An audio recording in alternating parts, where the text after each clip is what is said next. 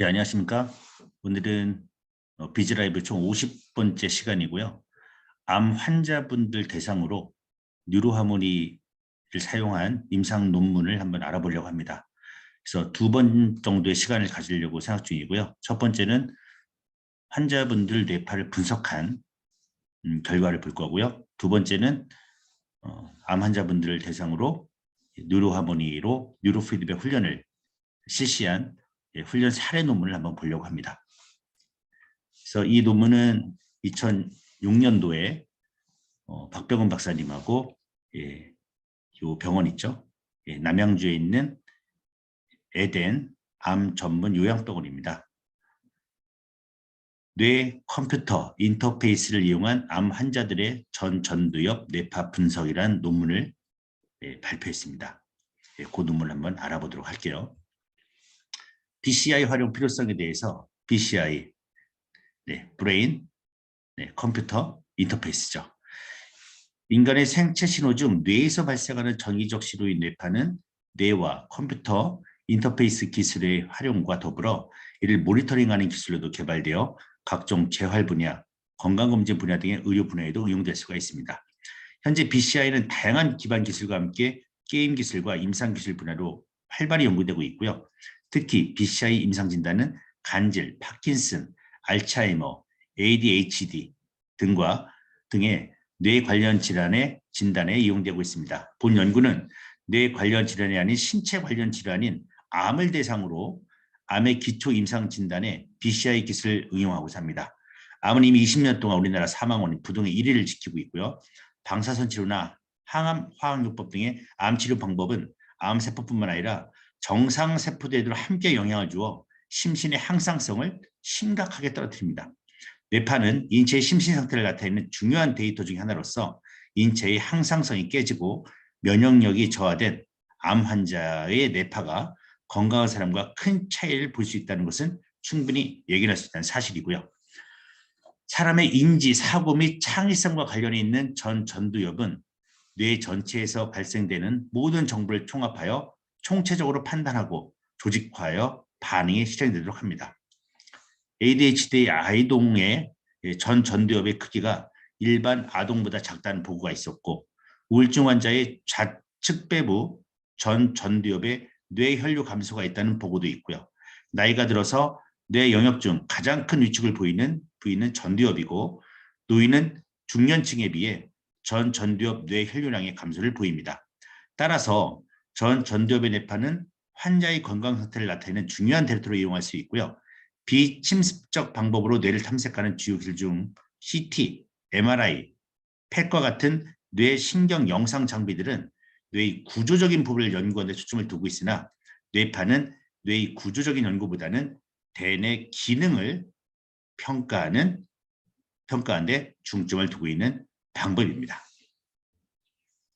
총 4가지를 이제 목적으로 삼았습니다. 이 논문에서. 그래서 첫 번째가 뭐냐면 여기 있습니다. 암 초기와 암 진행으로 나누어서 그러니까 암 초기 뇌파하고 암이 좀 진행되신 분들의 뇌파의 차이가 있느냐.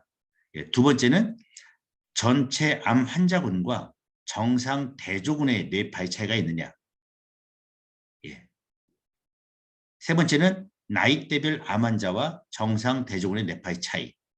네 번째로는 전두엽 뇌파 분석이 암 환자들의 상태를 모니터링하기 위한 효과적인 방법임을 규명하고자 하면서 저희 파나톡스 BQ를 활용하여 측정을 했습니다. 암 환자분들 참여는 총 92분이 참여하셨고요. 정상 대조군은 한국정신과학연구소 저희 정상군 그 뇌파 데이터 679명의 뇌파를 사용하였습니다. 그래서 환자분들은 주로 유방암, 위암, 대장암, 폐암, 간암, 난소암, 갑상선암, 직장암 요 분들이 좀 참여하셨고요. 제일 많이 참여하신 분이 유방암인데 제가 이 시간 끝나고 다음에 여러분들에게 이제 알려드릴 논문이 유방암 환자분에 대한 저희 파나톡스 뉴로하모니 훈련 사례입니다. 그래서 좀 의미가 있지 않을까 생각합니다. 그래서 총 환자분들은 이제 92명, 정상 대조는 679명 이렇게 자료를 갖고 비교 분석을 해봤습니다. 암 초기군과 암 진행군 뇌 지수 비교를 봤을 때 보도록 하겠습니다. 기초 율동지수 좌우가 있는데 53, 53이고요. 암 진행군도 58, 57입니다. 큰 차이가 없습니다. 주의지수 좌우 했을 때 45, 41, 진행군도 네, 44, 75, 아니 46, 44, 큰 차이가 없고요. 활성지수 77, 77, 75, 75, 큰 차이가 없고요. 정서지수도 72, 74, 큰 차이 없습니다. 스트레스지수 61, 54, 60, 55, 예, 큰 차이 없고요. 자운의 기능지수 72, 74에서 암 초기군과 암 진행군의 뇌 지수는 유의미한 차이가 없다는 결과가 나왔습니다. 다음 30세에서 69세 암 환자군과 정상 대조군 뇌 지수 비교입니다. 일단 기초율동부터 보겠습니다. 57, 56 좌우가 57, 56인데 68, 69 거의 10점 차이 정도 차이 나는 유의미한 차이가 났습니다.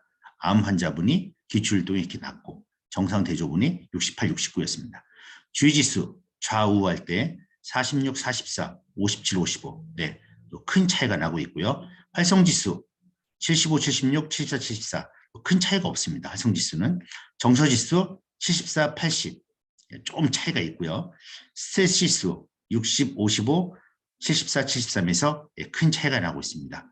자운의 기능지수 74, 78 네, 이 정도 차이가 나고 있고요. 그래서 요 암 환자분과 우리 정상인 분들과의 비교를 했을 때 유의미한 차이가 나고 있음을 확인할 수 있습니다. 30대에서 44세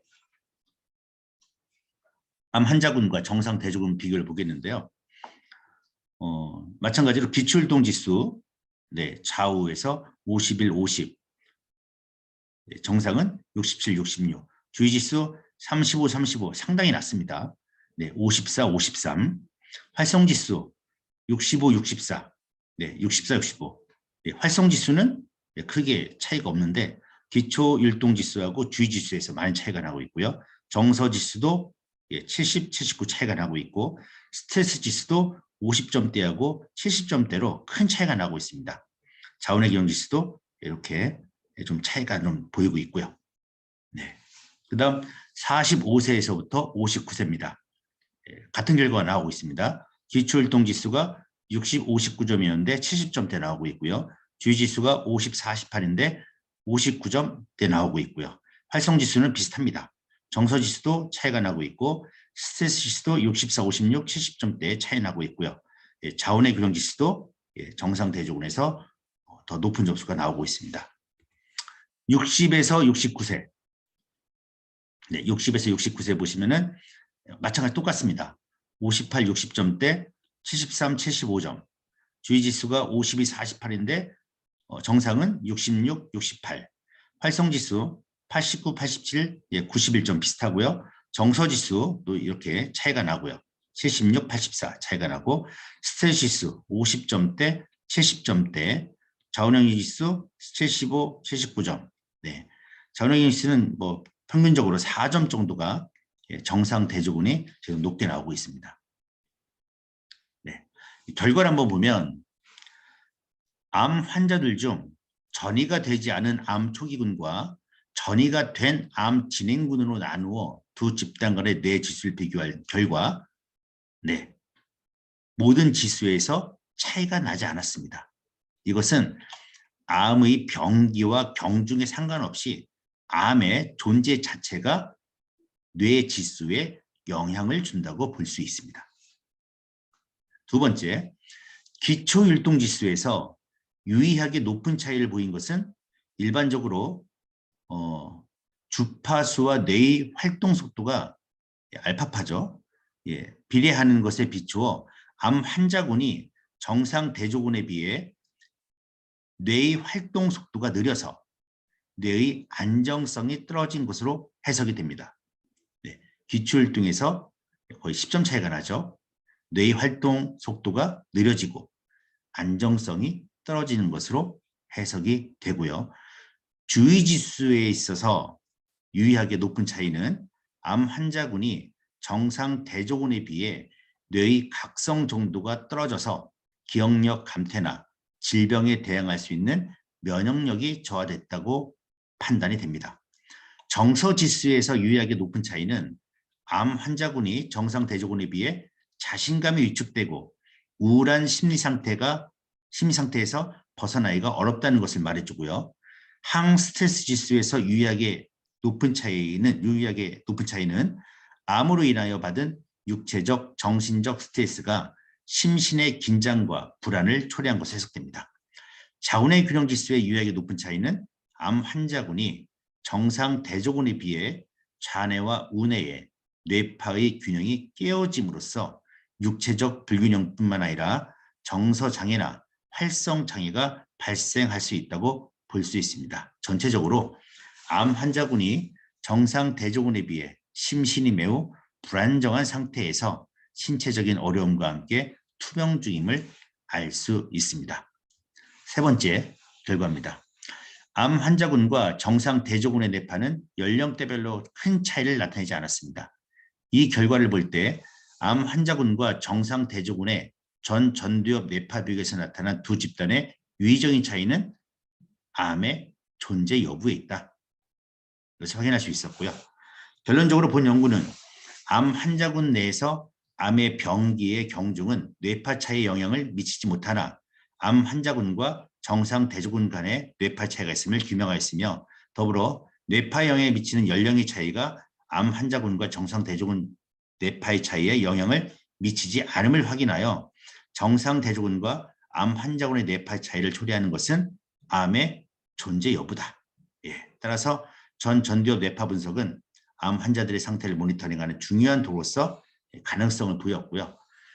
마지막 논문 이 내용인데 제한사항입니다. 뇌의 기능을 측정하는 장치로 뇌파는 시간 해상도가 높아 빠른 시간 내에 뇌의 변화를 볼 수 있고 비용이 저렴한 것이 장점이다. 저희 파나톡스 뉴로함을 얘기하는 겁니다.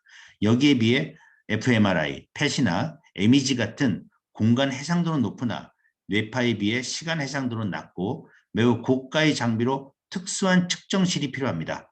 시간 해상도와 공간 해상도를 동시에 만족할 수 있고 비용이 저렴한 뇌 측정 장치가 요구되고요.